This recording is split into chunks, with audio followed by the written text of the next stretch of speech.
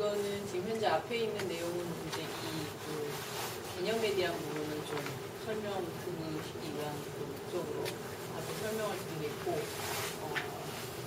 한양연구원이라고 해서 저희는 한방 쪽에서 어떻게 활용하고 있는지 그런 부분까지 설명을 드리고, 이제 기타 아까 얘기한 대로 동물이라든지 그런 영역에서 어떤 식으로 연구가 있었는지, 이제 저희 나라보다는 주 해외 쪽에서 연구를 많이 했다는 시작드리도록 하겠습니다. 저희는 그 적외선 치열 진단기를 한 15년 정도 이상 연구, 생산, 제조하고 있는 생산 업체고요. 저희가 지금 현재 아마 잘 아시다시피 국내에서 가장 많이 판매되고 있죠. 서모그래피는 주로 그 의료 쪽에서는 통증의 생리학적인 상태를 정량화한다고 합니다. 그리고 기타 자율신경계 이상으로 나타나는 혈류평가라고 되어 있고요. 이제 근골격계 질환을 잘 표현해 준다라고 되어 있습니다. 그래서 이런 부분은 잘 아시다시피 반복적으로 검사해서 통증이 없고 라디에이션이 아닙니다. 그래서 안전하고 사용 방법이 간단합니다.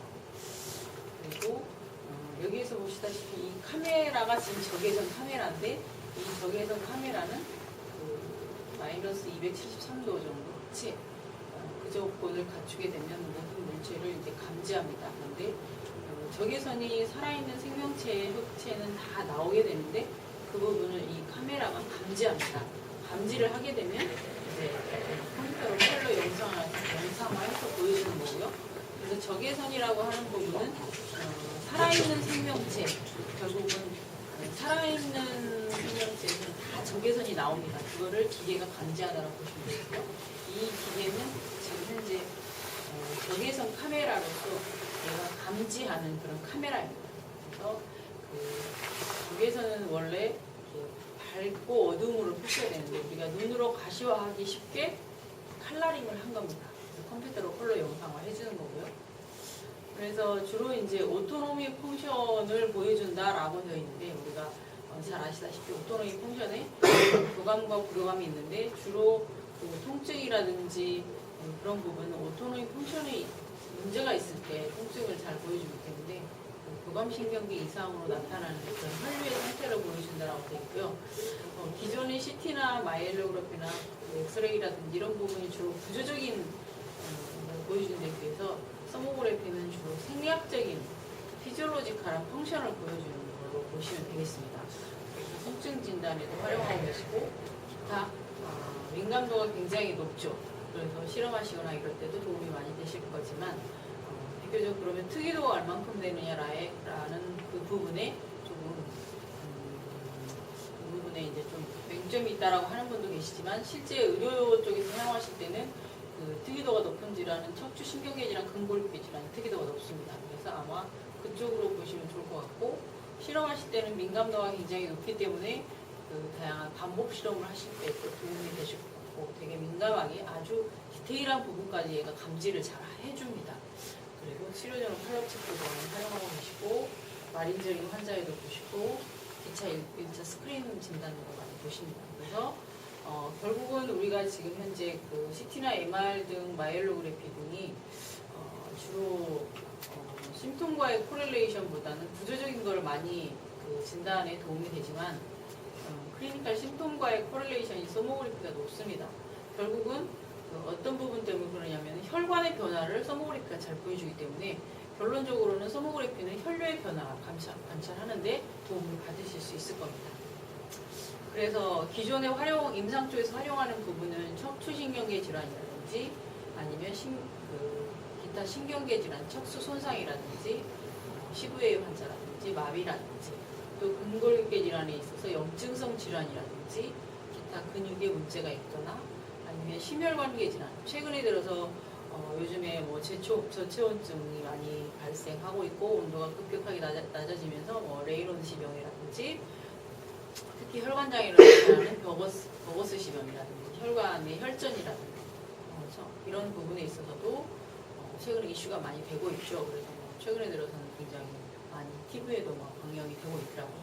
결국은 혈류 감소로 인해 나타나는 다양한 질환, 증후군을 관찰할 수가 있습니다. 기타 염증성 질환, 이런 질환도 활용하고 계십니다. 그래서 진단의 이제 기준은 우리가 그 우리 피부의 온도를 우리가 이제 서머그래피로 관찰을 해주고 있습니다.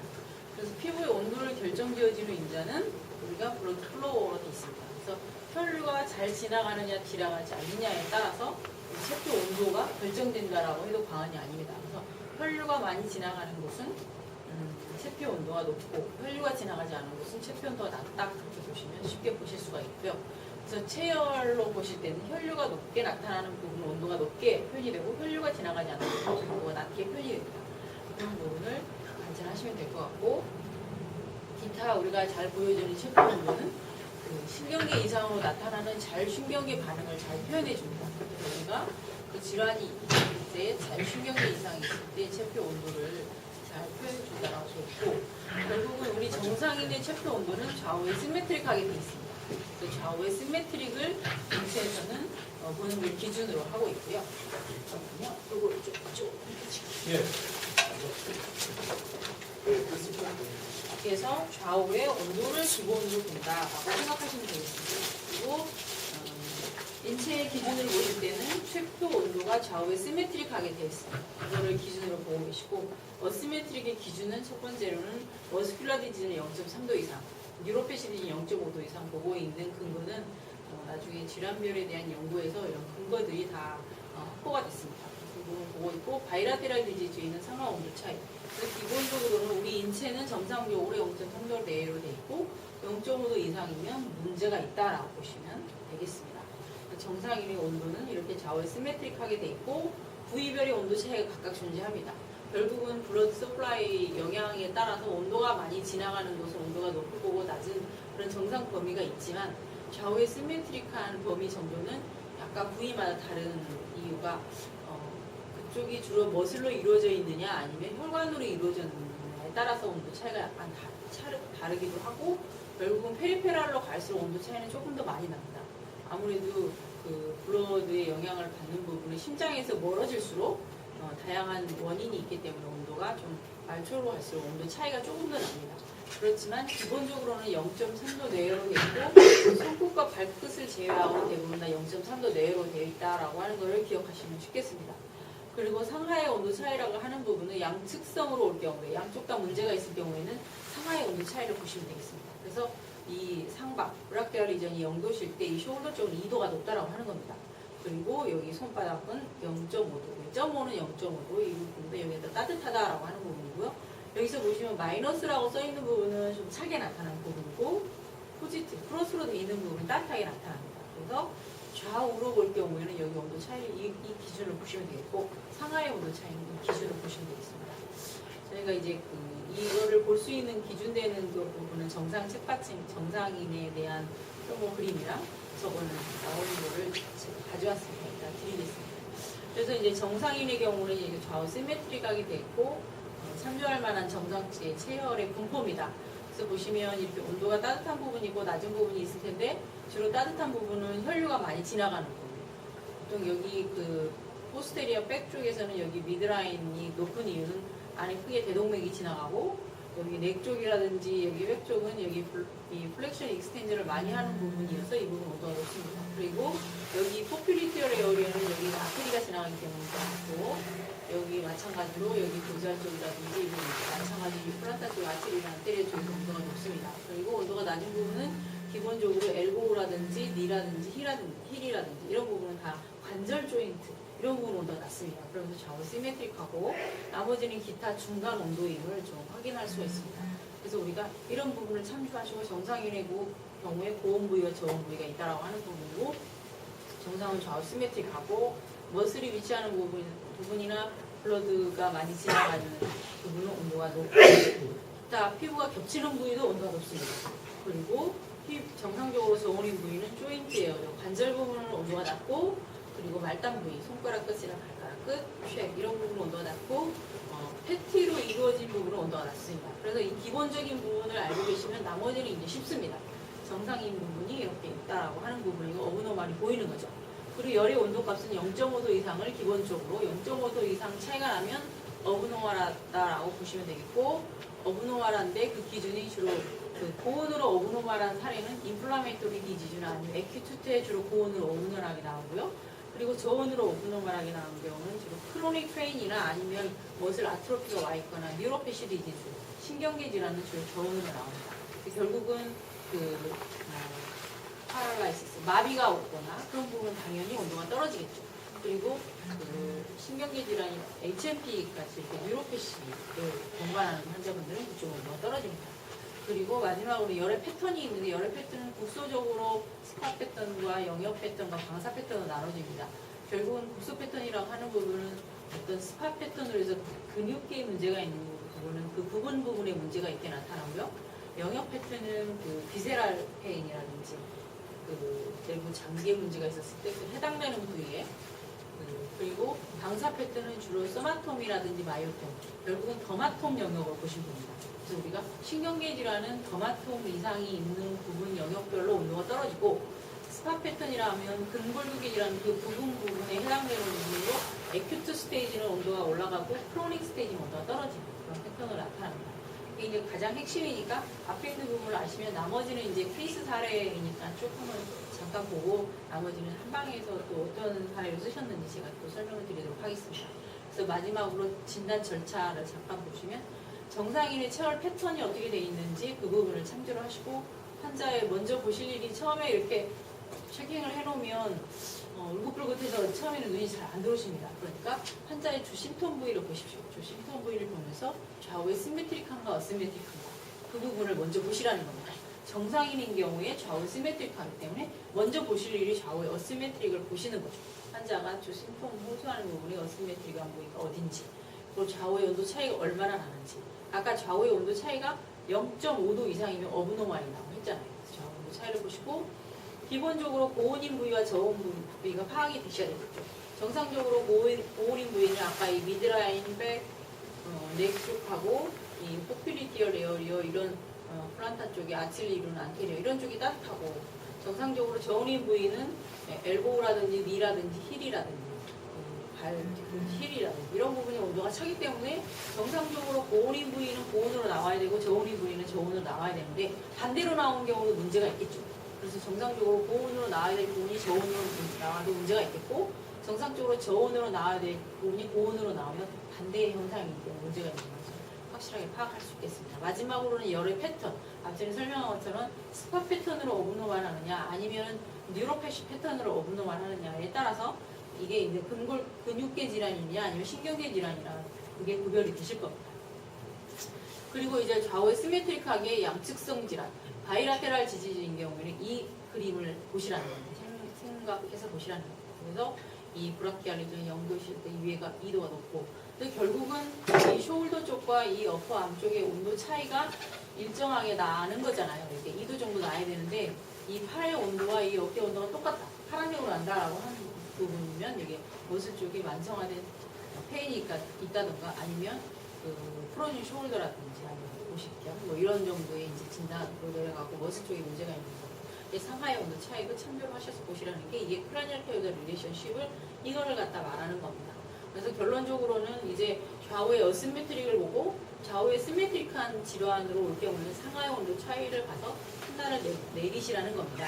정상인의 체열 패턴과 비슷하게 좌우의 어시메트릭하고 상하 차이 나지 않을 경우에 그럴 경우에는 이제 이런 환자의 심통이 있으면서 불구하고 이렇게 정상의 체열 패턴과 이렇게 깨끗하게 나온 경우가 그렇게 드물다라고 했습니다. 그래서 정상의 체열 패턴처럼 나오면 환자는 심박하지 않다라고 보는 문제가 없다라고 합니다. 이제 이 부분은 나중에 이 자료를 넣어놨기 때문에 앞에 그 핵심 부분을 좀 생각을 하시면서 질환별로 쭉 돼 있으니까 이 부분 제가 좀 빨리 넘어가겠습니다. 한방 쪽에서 이제 강조한 내용도 있으니까 이 부분은 쭉 보면서 넘어갔습니다. 혹시 슬라이드에 동물 들어간 거 있어요? 동물은 여기는 없는데요. 동물은 옛날에 저희가 체라케라고 하는 데서 제가 기억하기로 한 2, 3년 전에 마우스를 연구한 게 있었더라고요. 그러니까 그거를 좀 나중에 보내드리고 네. 지난번에 뭐 대전대 한의대인가 어디에선가 아니 충북대 어디 이렇게 수의과에서 개를 연구한 게 좀 있었던 것 같기도 하고 하여튼 마우스 말 또 뭐 이렇게 개 정도 하셨던 게 있었던 것 같아요. 우선 그 동물을 갖다가 그 마우스를 이용해서 뭐 혈관이 혈액순환이 감소하는 거라든지 이런 게 좀 있었던 걸로 기억이 나는 있으니까 그건 그건 자료는 나중에 나중에 메일로 보내주세요. 제가 보내드릴게요. 요거는 이제 간략하게 쭉 넘어갈게요. 네. 앞에 핵심을 좀 알아듣기 위해서 척추신경계 질환은 연구가 됐던 그런 사례는 정상인이 이렇게 있었다라고 하는 정상이 여기 좌우 대칭이다. 여기도 이렇게 온도 차이가 있는데 정상은 이렇게 온도 차이가 정상인의 경우 0.1, 0.4도. 결국은 우리가 0.5도 이상 나오게 된 근거가 여기서 나오게 된 거예요. 이렇게 이제 신경외과라든지 정형외과에서 연구한 사례니까 0.1, 0.2, 0.4. 정상인의 그룹은 이렇게 차이가 나더라. 결국은 0.3도 이상, 0.5도 이상 보고 있고 서마톰이라고 하는 그런 개념은 우리가 역으로 좀 인절이 입었었을 때 체온이 감소 영역으로 우리가 서마톰 요청이 내려놨습니다. 쭉쭉 가겠습니다. L4인 경우는 이쪽으로 온도가 떨어지게 나타난다. 그런 개념의 좌우의 시메트릭 해놨을 때 L5, S1, 힐 쪽으로 온도 차이가 더 많이 나고 좌우의 어시메트릭 보는 겁니다. C4인 경우는 숄더 쪽으로 온도 차이가 난다라고 하는 거. C5는 어퍼암 쪽으로 좌우 차이가 나고 C6는 브레이트 핸드, C7은 팜 쪽으로 모자이크 핸드, C8 포스테리아. 그래서 이렇게 어시메트릭하게 되고 좌우의 온도 차이가 나는 경우는 페인이 더 심할수록 온도 차이가 나고 디스크 프로트리 레벨이 심할수록 온도 차이가 더 많이 나고 듀레이션과는 반비례로 난다고 했습니다. 이 부분은 히스토리 차트도 작성을 하고 페인드로우 차트도 작성을 해서 보고 있습니다. 아까 얘기한 대로 1도 이상 낮고 듀레이션 심할수록 반비례가 낮다라고 하는 그거를 보여주고 있습니다. 초기에는 1도 이상. 결국은 통증이 심할수록 온도 차이가 많이 나고 듀레이션과는 반비례라고 하는 그런 연구가 됐었고요. 백 쪽에 온도가 올라가고 다리 쪽으로 온도가 반대로 떨어지는 게 이제 HMP 환자의 대표적인 증상입니다. 백은 온도가 올라가고 디스크 프로트루전이 되면 레그 쪽으로는 심파스톤이 증가하기 때문에 가서 컨트리션 돼서 온도가 떨어진다라고 하는 디스크의 대표적인 그런 설명을 해드리고 있습니다. 쭉 한번 넘어가겠고요. 아픈 쪽으로 온도가 이제 떨어집니다. 디스크 환자분들은 이렇게 아픈 쪽으로 온도가 떨어지고 코드 튜머가 있는 경우에도 튜머가 있는 어퍼 로우 엑스트리미티 온도가 떨어집니다. 파랄라이시스가 있으면 레벨 이하로 떨어지고 그래서 이하에 거기서도 그 마우스에서도 다양한 연구가 있었던 걸로 알고 있고요.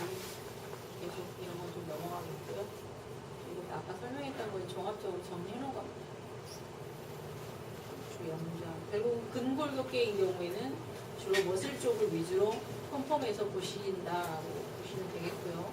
이것도 나중에 한번 이 아까 설명을 보시면서 보시면 되겠고요. 근골격계라는 것보다 정상의 레벨을 벗어나고 오히려 온도가 떨어지고 염증성 질환은 당연히 그 염증성 질환 있는 데 온도가 올라갑니다. 그래서 그 쥐들도 보니까 아마 그랬던 것 같아요.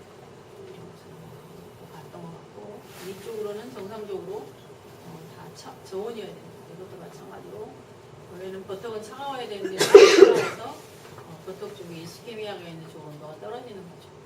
염증성을 동반하면 떨어지고 리가멘트 인절이 페인이 있을 때 만성화된 페인은 이렇게 떨어지고 파사이티스 염증을 동반하고 있는 힐 쪽으로 페인이 있는 곳이 떨어지고 가우트 통풍도 온도가 그래프 쪽으로 올라가고 그렇습니다. 경피증 환자분들은 온도가 떨어지고 본 스캐닝과 비교해서 보고 있고 파이브로마이알지아는 전체적으로 후방에서는 이 용어를 어혈이라고 말씀을 하시던데 이제 이렇게 굉장히 주체할 수 없게 정상의 체열 패턴이 없어지고 캔서 환자분들도 이렇게 전체적으로 열이 높은 사례가 다 통증 질환입니다. 이게 젠시아페스 컴플렉스 리저널 캔슬러로서 레그 쪽도 온도가 떨어지는 거니까 DMF도 환자분들도 이렇게 DMF도 환자는 이렇게 서드 메타 타잘 쪽도 온도 체인지가 와서 나중에 이제 다리 온도가 굉장히 차가워집니다. 브레스트도 이렇게 하고 캔서 환자 주위로 이상 혈관이 생겨가지고 헬퍼스트로스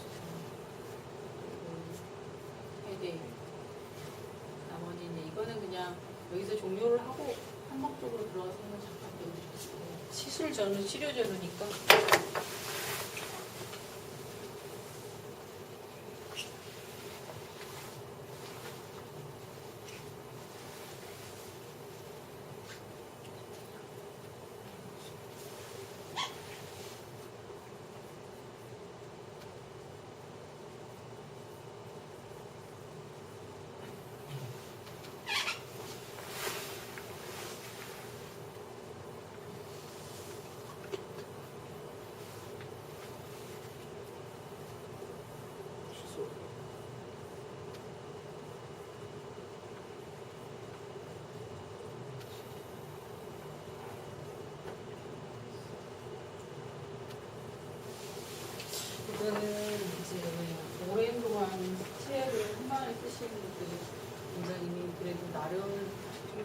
정확하게 쓰시려고 노력을 하시고 당신의 그 수기 진단과 엄청 열심히 비교하셔서 보셔서 이렇게 정리를 했고 한 10년 넘게 한 15년 넘게 하셔서 이렇게 정립이 되셨습니다.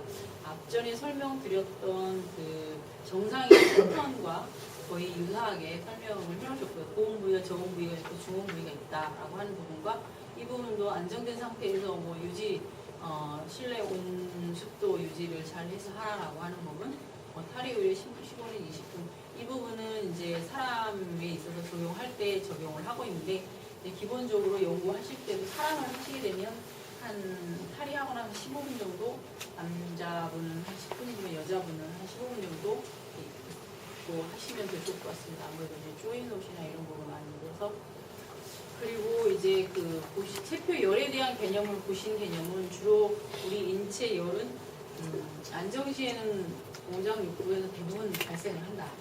그리고 운동 시에는 운동의 근육에서 열 생산이 된다라고 하는 부분.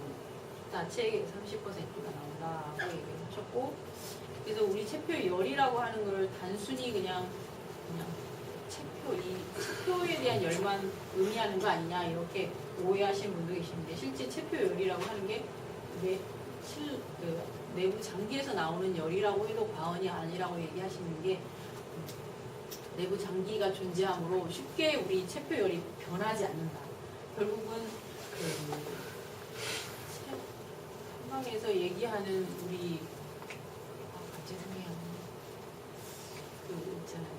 나네. 체질이 이렇게 보여준다라고 말씀하시더라고요. 체질에 따라서 체표의 열의 상태가 다르다.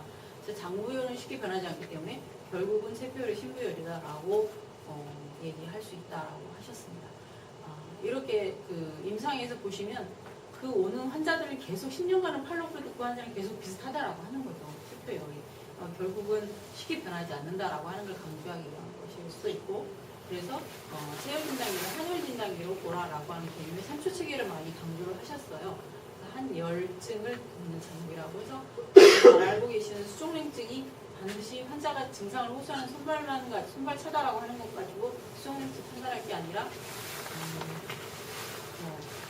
손, 발, 기타 복부까지 차갑게 체열해서 발생했다야 수족냉증을 보는 게 맞다라고 얘기를 하셨고, 실제 손발이 차다라고 호소하고 오는 환자분들이 체킹을 해보면 50% 정도 차지 않는 경우가 있다라고 합니다. 그리고 기타 동통증을 파악하는 부분에 있어서는 경락적인 관찰로 기혈 상태를 보셔야 하고, 제일 많이 이분이 보셨던 개념은 3초 개념을 보셨던 것 같더라고요. 3초, 정도 4초. 그리고 시간 경과 관찰, 그리고 영이 변화 파악. 그래서 이제 체열 진단기를 보실 때 이제 유의점과 강점은 재현성이 굉장히 뛰어나다. 그리고 5, 6년 동안 지켜봤더니 체형이나 체질이 유추가 가능했다라고 하는 거고, 잘못 오해를 하고 계신 분들 중에는 체열 진단기는 임의 조절이 가능하다라고 했는데, 실제 그거는 잘못 사용하시는 분들의 의견이고, 실제 임의 조절이 불가능한 거죠. 환자 있는 그대로 보여주는 거고, 선생님이 선생님이 보셨던 수기 진단과 거의 일치할 뿐더러 수기 진단에서 부족한 부분을 보완해 줄 정도로 굉장히 정확하다. 그리고 객관적인 진단기로 환자분들에게 쉽게 인정을 해주고 있고, 그래서 초기에 왔었을 때 처음에 스크린을 해서 보시고 중간에 그 약을 처방을 하면 중간 진단을 하면서 치료 완료 시점까지 파악하는 이런 방향으로 사용을 하셨습니다. 그래서 결론적으로는 체열 진단기는 한의에서도 필수로 봐야 되는 한혈의 변화를 잘 관찰할 수 있고, 본인도 기존에는 이제 수기 진단만 하다가 역으로 수기 진단과 체열 진단기를 먼저 보신다. 그리고 아무튼 그렇습니다. 그래서 처방을 책임지고 싶다라고 해서 처방을 모두 다 공개를 해놓으셨습니다. 이제 여기에서 판독시 유의사항, 아까 그 기본적으로 이제 그 체열을 보실 때 좌우 시메트릭하고 정상의 체열 패턴을 보라고 하는 것처럼, 이 선생님이 한 10년 넘게 보셨던 거의 체열 진단기의 그 판독시 유의사항은 열이 있었을 때는 급성기 질환이므로 열이 발생하는 감기라든지 그런 게 있을 때는 지금 바로 결정하지 말고 감기 낫고 나서 그 환자를 실제로 다시 한번 봐야 된다고 합니다. 그리고 한증은 굉장히 차게 나타나는 사람들의 대부분은 시간이 오래 경과된 상황이고, 환자의 통증 우측인데 왼쪽이 고온인 사례들은 기혈이라는 음양 변화라고 봐야 된다고 하는 거고, 음허, 혈어, 기허. 현재는 기허 상태 90% 좌우 온도이 떨어진다라고 하는 거고, 3초 체계에서 우리가 상초, 중초, 하초의 개념으로 크게 나눠서 보는데, 상초는 주로 일반적으로 약간의 고온이고, 중초를 치료 방향을 결정하는데 중요한 시점 판단하는 걸로 보고, 하초는 주로 일반적으로 약간 저온이고, 전체 위에서부터 아래까지 사람을 전체를 다 찍어놓으면 그렇게 나타납니다. 그러니까 당연하게 하초로 내려가서 좀 떠가지고 상초, 상초 이렇게 표현이 될 겁니다. 그리고 복부의 냉과 열의 차이만 가지고, 독진 차이만 가지고 보지 말고 체열과 반드시 비교를 해서 봐라. 그리고 부맥도 한증이라고 합니다. 그래서 맥을 제대로 체열이 보여주고 있고, 위를 보시는 관점은 위염이나 위궤양, 위암 모두 상복부에 전체적으로 온도가 차게 나타난다. 결론적으로는 위 기능이 떨어지게 되면 그쪽에 서큘레이션이 떨어지기 때문에 아무래도 차게 나타난 것 같습니다. 그래서 이거를 보시고 정말 한증인지 아니면 그래서 진짜 이걸 구분할 필요가 있다면, 저는 이거의 진정한 의미를 잘 모르는데 선생님이 잘 아실 거라고 믿고, 그러므로 비어 환자 같은 경우 왼쪽 팔이 온도가 주로 떨어진다라고 하는 거고, 일반적으로 우리가 생각하는 부안화사는 다 온도가 떨어질 것이다 라고 봤는데 실제 50% 정도만 차이가 난다고 합니다. 그래서 잘 보시고, 온도 차이가 정말 많이 나면 당신은 치료 기간이 꽤 상당히 필요하겠군요 라고 해서 나중에 이제 치료 기간도 이제 결정해 주는 걸로 보고 있습니다. 그래서 중풍후유증 환자들에게 치료 가능 결정이라든지 가능성 이런 부분도 표시를 해주고, 간의 피로라든지 이런 부분은 간 협파 고물 시에 보약을 사용하지 않는 게 좋다라고 이거를 이제 못을 박으셨습니다. 대부분 간이 안 좋으면 무조건 한약을 먹지 말라라고 하는 게 아니라는 거죠. 그런 부분이 있었고, 당뇨병 환자 같은 경우에도 굉장히 말초 서큘레이션 장애가 있는 환자분들을 계속 약을 복용시키면서 좋아지는 상태라든지 그런 부분을 보여준 사례가 있고, 아까 말씀드린 것처럼 감기 환자는 표층인으로 지금 미루고 추후에 다시 한번 봐야 된다. 그리고 음양 시각으로 변화를 보여준 배수열 진단의 유수액이 좀 떨어진다. 이따 변증으로도 이렇게 좀 보셨습니다. 이건 나중에 참조를 하셔서 변증을 보시면 될 것 같고요. 이제 뭐 기타 호르몬 장애라든지 임신 환자라든지 유방암 환자는 정상인보다 굉장히 고온으로 나타난다. 브레스트가 정상은 저온이거든요. 허리 통증이 있는 경우 아까 저희가 기본을 보실 때 신경병별로 판독을 하시라라고 하는 부분, CT와 상관도가 80% 이상 높다. 기존의 CT, MR과 비교했었을 때도 82% 정도의 진단 정확도가 있거든요. 그걸 보시라고 하는 거고요. 그래서 한방의 기초 학문으로서 한일 진단기를 꼭 보시라라고 강조를 하셨습니다. 3초 변증에 대한 한두 케이스를 제가 보여드리고, 나머지는 이제 어떤 개념을 보시라는 거. 한 케이스를 보여드리면요, 이 여자 환자는 이러이러한 그 신경성으로 복통 설사를 호소하고 왔는데, 실제 증상이 이렇게 오셨는데 체열을 봤더니 이 상중하로 봤었을 때 이 원래는 상초가 온도가 훨씬 높아야 되거든요. 여기가 플라이팬이 있고 온도가 높아야 되고 아테리가 지나가면서 높아야 되는데, 반대로 이 환자는 이 중초가 좀 높은 거죠.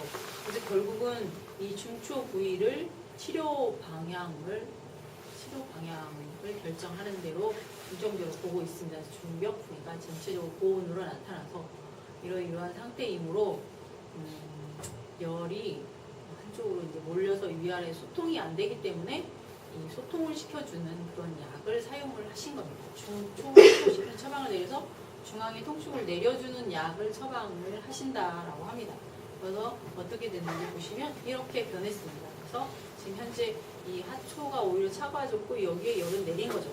결국은 여기 열을 내렸기 때문에 이쪽으로 또 차가워져서 이제 보통 한 달 간격으로 이 원장님이 처방을 하십니다. 약을 한 재를 먹고 또 중간에 한번 보고 이런 방향으로 가서 이제 하초가 너무 차가웠기 때문에 하초를 따뜻하게 해주는 처방을 이렇게 내리신 거죠.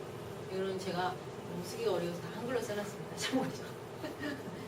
그래서 나중에 보시면, 그런데 이 환자가 또 1년 후에 다시 왔더니 처음에 보셨던 1년 전의 상태로 다시 회복이 되거든요. 이분은 또 스트레스, 반복 스트레스시 또 이렇게 중초에 그러니까 결론적으로는 이런 방향으로 계속 치료를 하면서 과정을 계속 하는 분야이기 때문에 이 부분은 제가 설명을 안 해도 선생님이 잘 아실 거고 제가 이제 이 부분은 이제 넘어가겠습니다. 그래서 여기서는 이제 끝내고 이제 질문을 받는 게 나을 것 같습니다. 우리 이런 방향으로 쭉 돼 있습니다.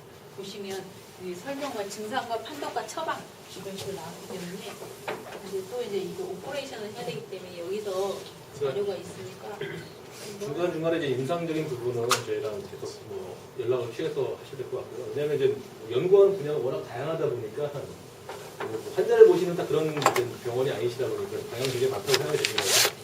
그래서 분야별로 다 틀리실 걸로 알고 있는데 질문을 받도록 하겠습니다. 어떤 쪽에 어떤 연구가 가능한지 그런 여부에 대해서 저희가 아는 범위 내에서 답변을 드리도록 하겠습니다.